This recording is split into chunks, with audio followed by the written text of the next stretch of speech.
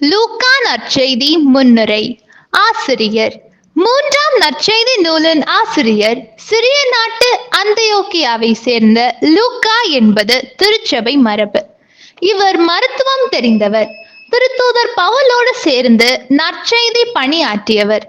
பிற இன கிறிஸ்தவ சபைகளோடு மிக நெருங்கிய தொடர்பு கொண்டிருந்த இவரும் பிற இன கிறிஸ்தவர்தான் என்பது பெரும்பாலோர் கருத்து. சூழல். மாண்புமிகு தியோபிலுக்கு இந்நூல் அர்ப்பணிக்கப்படுகிறது. நல்ல கிரேக்க மொழி நடையில் அமைந்துள்ளது. தம் காலத்து திருச்சபையின் போதனையையும் பணியையும் பற்றி அறிவிக்கும் நோக்கத்தோடு ஆசிரியர் இந்நூலை படைத்துள்ளார். இயேசுவை பற்றி பிற நூல்கள் இதற்கு முன் எழுதப்பட்டிருந்தாலும் முறையாகவும் முழுமையாகவும் வரலாற்று பின்னணியோடும் யாவற்றையும் உறுதிப்படுத்தும் வகையில் இந்நூலை இவர் எழுதியிருக்கிறார்.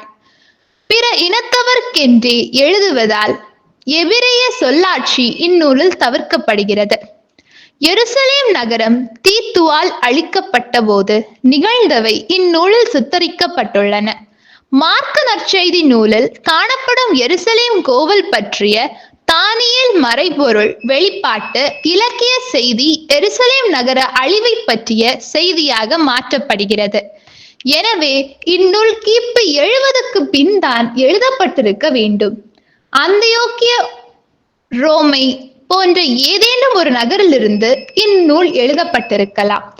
உள்ளடக்கம். லூக்கா நற்செய்தியாளர் மீட்பு வரலாற்றை யோவான் வரை உள்ள இஸ்ரேல் மக்களின் காலம், இயேசுவின் காலம், திருச்சபையின் காலம் என்னும் முப்பெரும் கட்டங்களாக பிரிக்கின்றார்.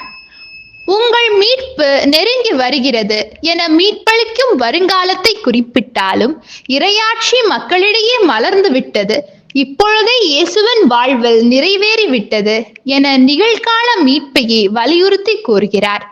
இந்நூலில் எருசலேம் உலக மீட்பின் திட்டத்துக்கு மையமாக திகழ்கிறது. இந்நற்செய்தி நூல் எருசலேமில் தொடங்கி எருசலேமில் முடிகிறது. இழந்து போனதை தேடி மீட்கவே மானிட மகன் வந்தார் என்னும் கருத்து முதன்மை செய்தியாக விளங்குகிறது.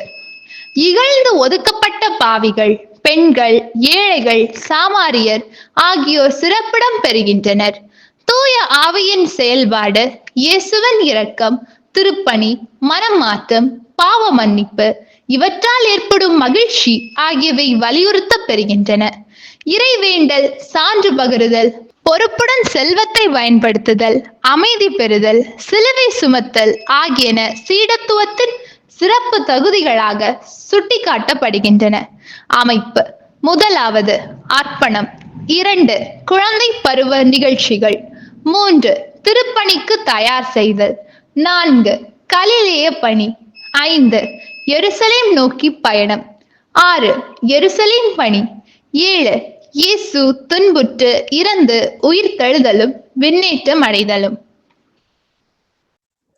நம் அன்பு கடவுளின் ஆசியும் அருளும் இன்னும் பலருக்கு கிடைக்கப்பெற ஹோலி பைபிள் தமிழ் சேனலை சப்ஸ்கிரைப் செய்துவிட்டு இந்த வீடியோவை லைக் செய்யவும், மேலும் உங்கள் உறவினர் மற்றும் நண்பர்களுடன் ஷேர் செய்யவும். நன்றி.